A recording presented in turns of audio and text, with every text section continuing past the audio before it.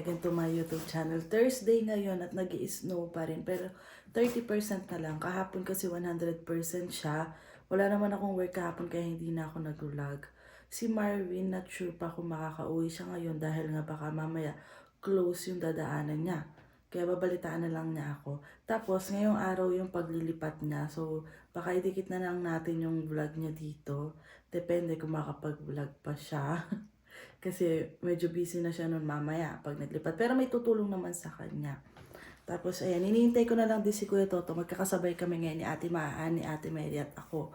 Kaya sabi ko, hala, maingi kami for sure nito. Kasi magkakasama kami tatlo. So ayun, bababa na tayo guys. Kasi 3 minutes lang dadating na si Kuya Toto. Kasabay na niya si Ate Maan. Parang dinaanan na rin ata ni Kuya Toto si Ate Maan sa bahay nila. So ayan. Naka-ready na rin naman yung pagkain ko. Tapos mag-winter jacket na lang ako. Tapos baba na tayo guys. Naka-uniform na ba ako? Baka mama hindi pa ako naka-uniform. Tapos double check ko rin yung sapatos ko. Baka malimutan ko. Kasi nga nung nakaraan nalimutan ni Ate Mary yung sapatos niya. Check natin. Ayan, nandito naman yung sapatos ko sa bag. So tara na. Ayan guys, hindi pa nalilinis dito. So ayan na si Kuya Toto. Let's go. Medyo mataas-taas na rin ang konti. Grabe yung ano. Pero pag Sunday, Hindi masyado makita. Ayan na. Best Buy tayo, Best Buy. Maghahanap tayo ng pang regalo. Naka-jacket lang yan. Hindi malamig eh. Kape at ano gatas yung kamay eh. Paano to te? Bakit kasi ang tagal mag-open? Uy, sale yung ano, gusto daw ni Ate Maan to. $299. Tapos ito air fryer. maganda yung nakikita ko. Maganda nga yan te. Maganda yan yung packet 3. 1,000 plus yan eh. 1,000 plus kasi ang kaya lang ng budget namin yung Action 4 na tigpa 500 eh. Ito maganda talaga eh. Dream camera ko soon. Ganda nito oh. Ay, napindot natin. Ang ganda, 1.5. Pwede na rin pang bahay, pero saka na yan. Tingin-tingin lang muna tayo. Ang ganda te, para na rin siya yung Apple. Yung ano, ang ganda. Maganda rin kayong branda ganito. Gusto kong bumili ng ganito para dun sa mga picture namin ni Marvin. Kasi niregalohan nga ako ni Marvin ng nung camera na Instax. Kaso, para mas gusto ko yung gagawa ko ng scrapbook talaga, yung magdi-design. Kasi yun yung gusto ko, yung nagdi-design lagi ako. Ang ganda nito guys, tingnan nyo. Oh. Diba? Lalagay mo lang dyan yung mga gusto mong picture saka videos. Pwede siya. Kaso mahal. 1.8. 190. Papamassage muna tayo ng paa. Wow. Ay, ang sarap. Ang sarap sa paa. Ganda no, may regalo na sa ano. Te, meron ba kami dyan? Sa Christmas tree nyo? Puting-puti pa rin yung kalsada dito. Downtown. Babalik. Ayan ang itsura ng downtown ngayon. Hindi pa sila nagsasaboy ng ano, no? Wala pang, hindi pa putik eh. Nung buhangin. Kasi kapag ano na, putik, ano na yun, kulay putik na eh. Puting-puti pa rin yung kalsada. Baka ito yung tinutukoy na daanan. Galing sa casino. Dito yung tayo ng bus guys. Walang silungan. Kaya parang nakapila sila no. Ayan, closing sale. Ang ganda. Ang ganda niya no. Kaso di naman namin kailangan pa yan. Ito rin no. Ganda. Saan yung presyo? Hindi ko makita yung presyo. 169. Ay, 170. Tapos plus 40% off pa siya. Yung mga pang-baby dyan. Ayan no. Wala pa tayong baby. Ayan. Ang ganda. Magkano to? Mahal pala ng ganito. Grabe. Ayan, puro naka-sale na yan. Ay, picture frame. Ang ganda. Ganito yung gusto kong picture frame eh. Ay, ito yung lamp. Oh. Ay, ayun oh. Tingnan nga natin yung mga presyo nito. Ganda oh. Kung may bahay ka lang to, tapos bili ka dito no, closing sale. Ay nako, ang gaganda. Tapos na, uuwi na tayo. Tapos na ang paggagala, Tim Hortons. Magano na tayo at malamig na. Malamig na sa labas. Ano oras? Bali 5? Ayan ang itsura. Dito sa downtown. Puting-puti pa. White Christmas tayo dito. Kami nag-iintay ng bus doon eh. Mga naka ano doon. Doon sa likod ko guys. Ang daming tao. Nag-iintay sila ng bus. Pati doon sa kabila, intayin din ng bus. Doon kasi nag-park si Kuya Toto sa ano. Doon siya nag-park. Yung pala, park pala yun. Yung dun oh. Sabi ni ate kung di daw kami pumunta doon nung wala pang snow. Hindi kami pa nakapasyal-pasyal kasi noon eh. Siyempre malamig-lamig na rin naman nung pumunta kami dito. Tapos ilang weeks pa lang nag-snow na. Ayan. Puting-puti. So, ayun guys. Video call ko si Marvin. Kani-kanina lang. Tapos sabi ko maliligo na nga muna ako. Kasi nga, inaantok ako. Sabi niya kasi, nakapaglipat na ako. Tapos madami akong bit-bit sa likod ng sasakyan. Tulungan mo ako. Pagdating ko daw, salubungin ko daw siya. Sabi ko, magja-jacket pa ako. Sabi ko sa kanya, dali na be. Sabi niya, kasi daw dala niya yung mga libagin niya. Kaya yun, tulungan ko daw siya. Naantok na ako. Naantok na ako kanina. Tapos sabi nga niya, hindi pa nga daw siya kumakain. Pinapakain daw siya doon sa bahay. Kasi pag kumain siya, baka matagalan pa siya daw lalo. Baka uwi ng oras na. Sabi ko sa kanya, hindi naman daw kasi sila naglipat ng bonggang-bongga kasi mga gamit lang naman niya. Hindi nila nalilipat na ibalik kay Kuya JP yung higaan. Gawa ng mataas nga daw yung snow, sabi ni Marvin, ang hirap daw. So, sa next time na lang daw sila kuya na lang daw maglilipat kasi may paglilipat nila ng mga gamit naka-truck. So isasabay na lang din nila yung sasakyan ibalik kay Kuya JP. So maya-maya nandito na rin naman si Marvin. Dahil nga isa lang yung susi namin guys. Kailangan talaga hindi ako matulog. Pero maaga pa naman. Ayun nga, may carpool naman kami bukas, alas 6, si Kuya Toto magka-carpool. Sabi sa akin kanina Kuya Toto, paggagawa niya daw kami ng sandwich. Wow. Okay, tara na ng sandwich. Kasi sabay-sabay nga kami. Ako, si Ate Mary, siya kasi Ate Maan yan. Sabay-sabay din yung namin, out namin. Pero kanina nga, magkakaiba. So, ako hanggang alauna kami ni Ate Maan. Tapos si Ate Mary ay alas 2. Ang ginawa namin, pumunta muna kami ng Best Buy, tsaka Winners na masyal-masyal lang. Tapos binalikan namin si ate. Kasi malapit lang siya dun sa trabaho. Binalikan namin si Ate Mary, tapos ibinaba namin sa Walmart kasi mamamasyal-masyal daw muna siya. Tapos, ano pa ang nangyari? Tapos pagkatapos nandun nga, tumambay ako kala Kuya Toto. Ayan. Tapos punta kaming Cornwall. Nagmasyal-masyal kami doon sa Cornwall. Tapos yung pagkatapos uwi na dito. So ako, liligo na muna ako guys. Kasi nga, ayaw ko na maligo na umaga. Sa Toronto kasi, naliligo ko ng umaga. Tapos ngayon sumasakit ng ulo ko. Tapos hindi nga daw maganda yun. Kaya maganda talaga gabi na tayo maligo. Tapos patuloy na lang natin yung buhok natin bago tayo matulog. So, mamaya na lang ako mag-update pag nandito na uli si Marvin. Kasi yun guys, Thursday, last day na naman namin. Medyo agahan namin alis kasi dahil sa snow nga. Kasi baka mabagal ang takbo namin. Nag-snow pa rin pala, konti-konti lang pero okay lang to. Mabagal ang takbo namin dahil makakapal yung snow. Kasi yun, para safe kami makarating sa work ba. Apat kasi kami sa sa car. Kaya ayun, kapal yung snow. Kasi yun lang guys, mamaya balitaan ko kayo pag pauwi na ako. Mamaya pa lang maglilipat ako ng gamit dahil yung landlord ko dito ay lilipat na rin ng upahan. Wala silang space sa kanila para sa akin. Kaya yun, lipat na rin ako ng apartment for next year. Last day na rin yun. Tapos maglilipat akong gamit. Pasama ko kay Gab kasi yung kama kasi pinahiram sa akin ni Kuya JP. Yun, thank you Kuya JP. Tapos sa lilipatan ko may kama na. Kaya yun, okay na.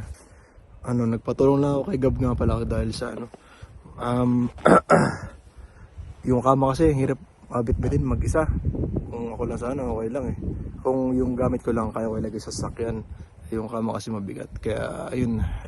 Nang guys, pasok na ako kasi malamig. Ito pala yung naipit. Tapos yun, nilipat na ako. Ano yun, last day ngayon sana work. Dahil sa shutdown company. Mandatory na shutdown talaga nila. Para sa mga maintenance daw ganyan. Tapos holiday na rin. Tapos yun, uwi na. Ito na rin yung mga gamit ko yun. Kita ba? Yung mga gamit. Itong katsup. May bag dyan, yung jacket. Ano pa yung isang box sa likod. Nilipat ako dito kaya na Ate Sheila naman. Doon ako sa basement titira ngayon. Hinihintay ko lang sila kasi sinusundo pa yung mga bata eh. Parang dito na sila. Wait lang guys Ito lang guys yung ko. Lipatan bago. Ito yung labahin. Iuwi ko na lang to. Iba akong gamit. Inuwi ko na eh. Iuwi ko pala. Kasi lalaban ko eh. Ito yung kamang binili na natin. Ayan. Kahit walang frame okay lang. Ayan. Ito rin yung lababo. Furnace dito rin. Ito yung sump pump sa kabila eh. Ayan, sump pump din eh. Kaya doon lang sa kabila. So ayan. Lipat daw sila nakapagayos. Ito lang lipat. Okay din. Mas lumabag din sa kabila pero okay na sa akin to. Ang init lang. Masyado mainit. Kailangan ko ata ng electric pan. Tapos yun lang guys. Yun naman ganap ngayong araw. Last date na ngayon for 2024. Tapos dami nangyari. Sobrang dami. Sa bagay sa lahat ng tao naman. Pati sa amin. Yun lang. So, okay naman to. Kahoy. Tapos yun lang guys. Merry Christmas na sa inyo lahat. Yun lang, bye-bye. Guys, nandiyan na si Marvin. Ayan, nakita ko na yung kanya. Yung sasakyan. Sunduin na natin siya. Yan. Ando ng bebe. So, nakapantulog pa ako. Mabilis lang naman, tutulungan ko lang naman siya. Wow, ang kapal ng snow din niya. Wait lang. Ayan. Ayan na ang aking bebe. Inaayos niya yung dashcam. Tanggal ata. May natanggal ata yung Hi, bebe! Tuyo na yung buhok natin. Gumamit ako nung... Hindi siya blower eh. Yung parang suklay siya na... Yung bigay sa akin ni Tita Rhea. Para siyang suklay na mayroong din na lumalabas na mainit. Yan. Tinuyo natin para tuwid yung ating buhok. Kanina bagong ligo ako. Kaya ang gulo-gulo ng buhok ko. Hindi ko pa siya na susuklay talaga. Ayan. Kapag kasi nasuklay natin, tapos mapatuyo natin, maayos yung itsura ng buhok ko. Pero kapag hindi ko sinuklay na yung yung may mainit, grabe. Ang buhagag ng buhok ko. Tapos ayan. Ngayon, okay na ulit. Medyo maayos na tayong tingnan sa camera. Kaya itutuloy na natin yung vlog natin bago tayo matulog. Hindi ko na vlog kanina yung pagpasok namin kasi ang dami. Dahil palang bit-bit ni Marvin, hindi ako nakapagdala ng bag, malaking bag. Kaya ang nangyari inunti-unti namin. Tapos ayun, napark na rin ni Marvin yung sasakyan dyan sa likod. Tapos si Marvin nasa labas, inaayos niya pa yung mga ibang gamit. Tapos ako naman, mag-aayos ako dito sa kwarto. Dinala niya kasi yung mga iba niyang pagkain doon sa Kipling. Kasi nga, 2 weeks yung bakasyon niya. Wow, pahinga siya. Diba? Sana all, pahinga si Marvin. So, naglipat na si Marvin, tas back to Regina na uli siya for 2 weeks. Mahaba-haba din yun. Mahaba din yung araw na magkasama kami ni Marvin. Ayusin lang niya doon yung mga bit-bit niya. Tapos yung chicken na binili niya yung doon sa Superstore, yung isang buo. May tira pa, dala-dala niya dito. Tapos, ano pa ba mga dala niya? Yung itlog, yung cheese whiz, hindi cheese whiz, Lady's Choice ata yung bili niya, yung pampalaman. Tapos yung mga tonkatsu na noodles na dala niya nga dun sa Tapos ano pa. Tsaka yung mga libagin dito maglo-laundry si Marvin. Tapos inuwi niya rin yung mga iba din yung mga damit na hindi naman daw niya magagamit talaga doon. Lalagay na lang namin siguro bukas doon sa stock room sa baba. Kasi hindi pwedeng dito sa kwarto dahil mapupuno muna dito sa cabinet or baka mamaya nakakalat lang dito sa kwarto. Kaya sabi ko, ibaba na lang natin. Ibaba din namin yung ibang gamit. Yung air fryer, hindi naman niya dinala pabalik. Kasi sabi ko, baka magamit mo pa yun. Kaya, ano na lang, dyan na lang. Kasi pag minsan gusto mong magluto-luto ng pwedeng air fryer, edi meron ka magagamit. Kasi yung bago niya nilitpatan, tulad din nung sa kabila, doon sa dating ng inupahan, wala siyang sariling kusina. Sa taas pa yung kusina niya. Parang share siya doon sa landlord. Tapos, pero may sarili naman siyang washroom sa baba. Tulad din nung sa kabila, two bedroom din yung basement, pero wala din nakaupa. Bali siya lang din yung nakaupa doon, guys. Tapos yun, hindi sarili niya yung washroom. Hindi pa siya magbabayad ngayon para dun sa upa. Next month na lang daw, pagbalik niya. Diba? Next month. Kaya medyo wala tayong babayaran ngayon. Kababayad ko lang din naman nung nakaraan, di ba nga nakisang buwan na pala kami dito. Ang bilis ng araw, no? Tapos ilang araw na lang, January na. So, na kami noon, 2 months na kami ni Marvin dito sa Regina. Tapos 2 months na rin kami sa trabaho niyan. Tapos, February, yun, regular na si Marvin sa trabaho. Tapos ako, regular na rin ako sa trabaho kasi may 3 buwan, di ba? Bago maging regular talaga. So, magkakaroon ng benefits. Ako, hindi na ako kumuha ng mga benefits sa work ko. Kasi tinanong nga ako kung gusto ko mag-add ng benefits daw. Tapos sabi ko kay ma, meron na kasi si Marvin. Kasi yung kay Marvin, maganda yung benefits niya sa work. Madami na din. Kaya sabi ko hindi na lang ako kukuha, yung kay Marvin na lang gagamitin kasi dependent naman niya ako. 'Di ba? So sa February magagamit na namin 'yan. Ang una namin gagamitin yung gusto namin magpamasahe ng katawan. Kasi nakakaramdam-ramdam na ulit tayo ng sakit-sakit. Tsaka baka madami na rin lamig-lamig sa likod natin, diba?